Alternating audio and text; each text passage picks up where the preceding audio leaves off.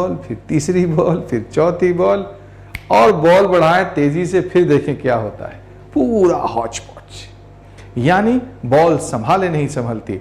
और तब जब ये अनुभव हो जाए कि इतनी सारी बॉल को हम नहीं संभाल पाएंगे, तब आप उनसे पूछिए,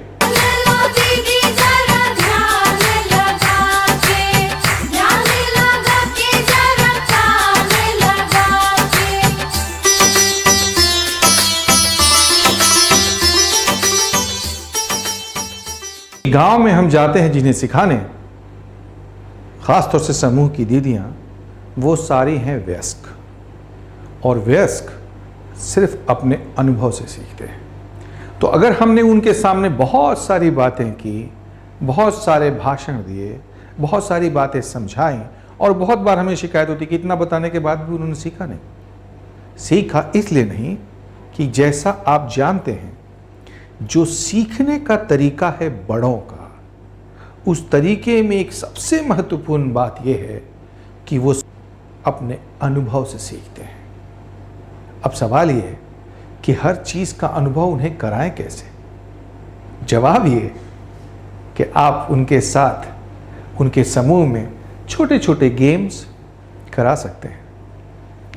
और बहुत बार जब गेम खिलाने की बात होती है, जब गेम के यानी खेल खेल में सिखाने की बात होती है, तो हमारे साथी कुछ महत्वपूर्ण बिंदुओं को भूल जाते हैं। अगर आप उन बिंदुओं को याद रखें, तो आपके द्वारा खिलाया गया खेल या खेल के माध्यम से जो आप उन्हें समझाएंगे, जीवन भर वो भूल नहीं पाएंगे, क्योंकि अनुभव बहुत लंबे समय तक हमारे साथ रहता है। तो आज हम खेल खेल में कैसे सिखाएं? सबसे पहली बात यह कि खेल ही क्यों? तो खेल इसलिए क्योंकि सबसे बेहतर तरीके से वयस्क अगर सीखते हैं तो अपने अनुभवों से सीखते हैं। दूसरा, खेल में सहभागिता पूरी तरह से प्राप्त की जा सकती है।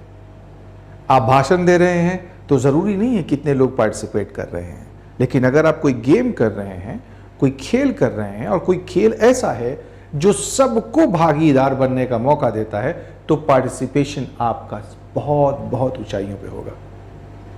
तीसरी बात, खेल खेल में लोग जो अपने आवरण को यानी अपने पर्सनालिटी में जो बैरियर्स होते हैं, जो रोक के रखता है, उन्हें तोड़ना पड़ता है, क्योंकि उन्हें हिस्सा लेना है।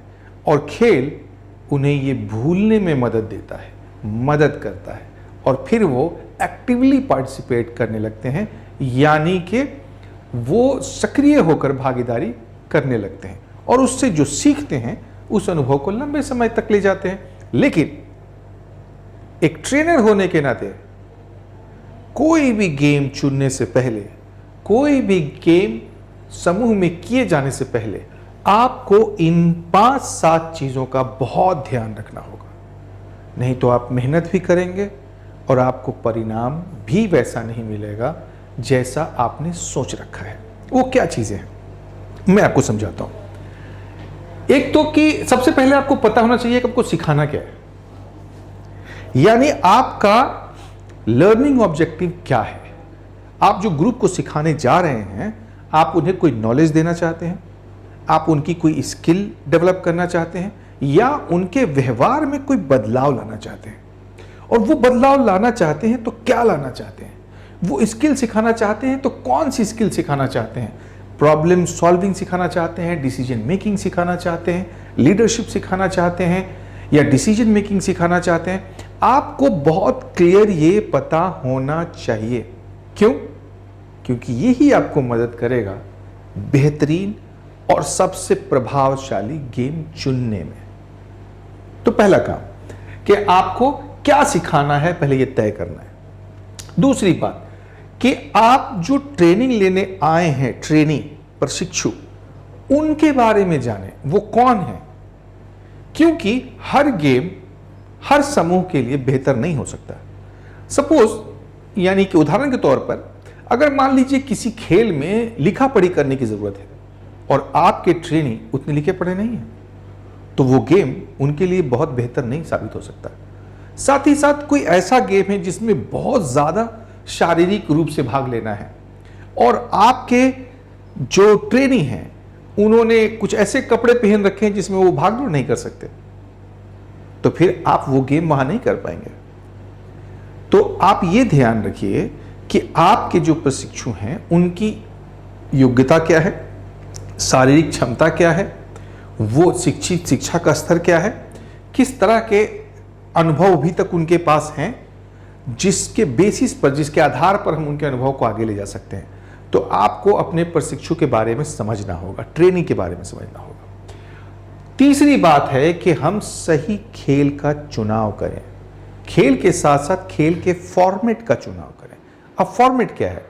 फॉर्मेट ये है कि खेल बहुत प्रकार के होते हैं। कुछ जैसे मान लीजिए बोर्ड गेम है जहां पर कुछ वस्तु बोर्ड पे रख के उस पर हम खेलते हैं। कार्ड्स गेम है, सिमुलेशंस हैं जहां पर हम वैसी ही स्थिति उत्पन्न करना चाहते हैं जैसी स्थिति का सामना वो भविष्य में करने वाले हैं। तो आपको चुनना है उचित प्रारूप, यानी राइट फॉर्मेट क्या हो सकता है गेम का, ये आपको चुनना है अपने लोगों के लिए।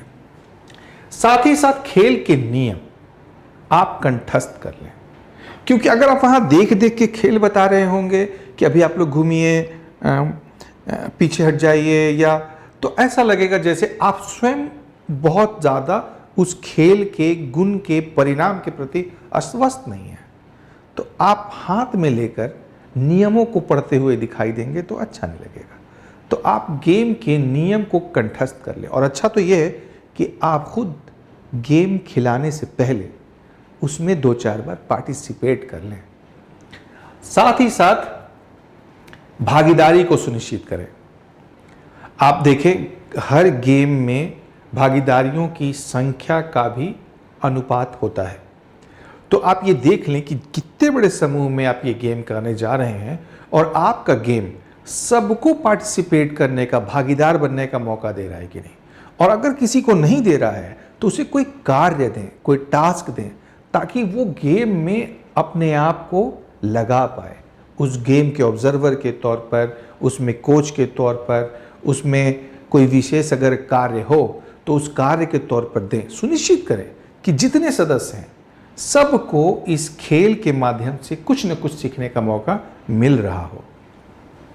उसके बाद सहयोग और प्रतिस्पर्धा के बीच में सामंजस्य रखें। आमतौर पे जो पार्टिसिपेटरी गेम्स हैं, यानी मिलजुल कर साथ खेलने वाले जितने भी गेम हैं समूह में, इनमें सहयोग और प्रतिस्पर्धा दोनों चीज़ों का तालमेल होता है। तो हमें कोशिश ये करनी चाहिए कि ऐसा नहीं हो कि कंपटीशन बहुत हाई हो जाए आपस में और कोऑर्डिनेशन भूल जाए। तो आपको इस तरह से ध्यान रखना है गेम चुनाव करते समय कि मैं ऐसा गेम चुनूं जो दोनों के बीच में बैलेंस ले आए। और साथ ही साथ खेल के आखिर में आपको खेल के हर पहलू पे चर्चा और खेल से क्या सीखने को मिला ये बताने समझाने का मौका चूकना नहीं चाहिए। आपको सारे सदस्यों के साथ बैठकर उस गेम की डीब्रीफिंग करनी चाहिए और उस खेल से क्या समझ बनी, बिना इस पर चर्चा किए खेल खत्म नहीं करना चाहिए। बहुत बार हमारे साथी खेल को आलस से मिटाने का एक तरीका जैसा ले लेते हैं। ये भी तरीका हो सकता है, लेकिन जब आप सीरियस गेम्स कर रहे हैं, ऐसे खेल खिला रहे हैं जिससे कुछ विशेष सीखने को मिल रहा है, तो जो सीख है उस पर चर्चा किए बिना इस पूरे कार्यक्रम को, इस पूरे सत्र को खत्म ना करें। ठीक है। अब मुद्दा कि खेलें क्या, खिलाएं क्या, खेल क्या होगा। बहुत सारे साथी हमेशा पूछते रहते हैं, आप कोई खेल बता दो, आप कोई खेल बता दो, मैं ऐसे नहीं समझा पा रहा हूं, कैसे समझाऊं, क्या तरीका है। तो मैं आपको 2-4 गेम्स पे आज बातचीत करते हैं और आपको बहुत ही प्रभावी, बहुत ही टेस्टेड, जो कि फील्ड में, जो समूहों में, जो अलग अलग जो प्लेटफॉर्म्स हैं जहां हमारी दीदियां आती हैं, जैसे CLF में, VO में, SEG में, हर जगह कामयाब रहे हैं ये गेम। ज़बरदस्त। मैं आपको बताता हूँ कुछ गेम के बारे में। तो अब आप ऐसे समझिए कि अगर मेरे पास बॉल है तो मैं एक बॉल से कितनी तरह की शिक्षा दे सकता हूं, कितने तरह के खेल सिखा सकता हूं। और मैं आपको बताऊं, अगर आपके पास बॉल है तो सिर्फ बॉल से ही हम बहुत सारी बातें सिखा सकते हैं। अगर आपके झोले में, आपके बैग में 8-10 गेंद हो तो इस गेंद से ही आप जो सिखाना चाहते हैं उस तरह की चीजें सिखा सकते हैं। तो चलिए अब हम गेंद से कुछ खेले जाने वाले गेम के बारे में बात करते हैं। अब एक जो आजकल बहुत जरूरी है, हर जितने कार्यकर्ता हैं पूरे देश में वो सीएलएफ में सब कमिटीज बना रहे हैं या सब कमिटीज बनी है तो वो समझ नहीं पा रहे हैं हम क्यों बने हैं, महत्व नहीं बता पा रहे हैं, वो समझा नहीं पा रहे हैं कि उप समितियों का उद्देश्य क्या है, और समझा भी रहे हैं तो भाषण देना पड़ता है। मैं आपको कह रहा हूं आप भाषण ना दें, आप ये छोटा सा गेम उनके साथ करें, उसकी डिब्रीफिंग करें, अंत में वो दीदियां स्वयं इस नतीजे पर आ जाएंगी कि हमें सब कमेटी बना लेनी चाहिए। क्यों, कैसे? हाँ, ये तो बाकी के 3 गेम हम बाद में चर्चा करेंगे। सबसे पहले उप समिति के महत्व को समझाने के लिए कोई गेम कैसे खेले, छोटा सा गेम मजेदार। अब जैसे मान लीजिए ये आपकी ट्रेनीज हैं, इतनी महिलाएं दीदियां हैं जिन्हें आपको ट्रेनिंग देनी है, ये है सीएलएफ में। अब आपको इन्हें बताना है उप समिति का महत्व क्या है। तो आप ये जो बॉल्स हैं अपने झोले में रख लें, यानी अपने पास रखें।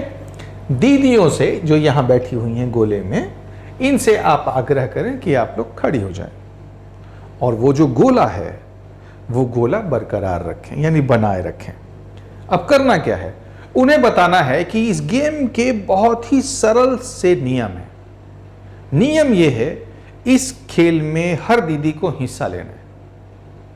और हिस्सा कैसे लेना है, एक बॉल आपके ग्रुप में उछाली जाएगी, आपको उसे कैच कर लेना है और कैच करने के बाद वो बॉल आपको उछाल देना है बगल वाली दीदी को। देना नहीं है, उछाल देना है। बगल वाली दीदी को लेना है और उतनी बगल वाली को उछाल देना है। इस तरह से वो बॉल इस पूरे यहां पर पूरे में ये बॉल घूमेगी, इस पूरे सर्कल में बॉल को घूमना है। जब तक रुकने के लिए नहीं कहा जाए बॉल को घूमते रहना है, यानी कि उछाल कर बगल वाली दीदी को देते रहना है। लेकिन पहला राउंड जब हो जाए और आपको दीदियों को लगे कि तो बड़ा आसान बात है, तो हम क्या करेंगे, बॉल नंबर 2 यानी 1 नंबर बॉल दी, अब हमने दूसरी बॉल दे दी यहां। अब इस ग्रुप में पहली बॉल चल रही है, साथ ही साथ आपने दूसरी बॉल डाल दी। और जब दूसरी बॉल कुछ दूर चल आए, जैसे यहां से वो बॉल मान लीजिए यहां तक आ जाए, तो फिर हम क्या करेंगे, तीसरी बॉल डाल देंगे। आपको ध्यान रखना है कि अगर आपके पास 10 बॉल हैं तो 10 प्रकार के मुद्दे या 10 प्रकार के विषय आपके दिमाग में होने चाहिए, क्योंकि जब आप बॉल फेंकें तो बोल कर फेंकें। जैसे ऋण वापसी का मुद्दा या जीविका संबंधित मुद्दे या समूह के स्वास्थ्य का मुद्दा इत्यादि इत्यादि, ऐसे करके 10 मुद्दे आप अपने दिमाग में रखें। और साथ ही साथ पहले राउंड में थोड़ी देर एक पूरा सर्कल हो जाने दें, ताकि गेम के तरीके को दीदियां समझ लें। और एक बार समझ लिया उन्होंने कि गेम खेलना कैसे है, फिर दूसरी बॉल, फिर तीसरी बॉल, फिर चौथी बॉल, और बॉल बढ़ाएं तेजी से, फिर देखें क्या होता है। पूरा हॉच पॉच, यानी बॉल संभाले नहीं संभलती। और तब जब ये अनुभव हो जाए कि इतनी सारी बॉल को हम नहीं संभाल पाएंगे, तब आप उनसे पूछिए इतने सारे मुद्दे अकेले कैसे संभालेंगे। और यहां पर उप समितियों का कॉन्सेप्ट आप उनके सामने रख सकते हैं।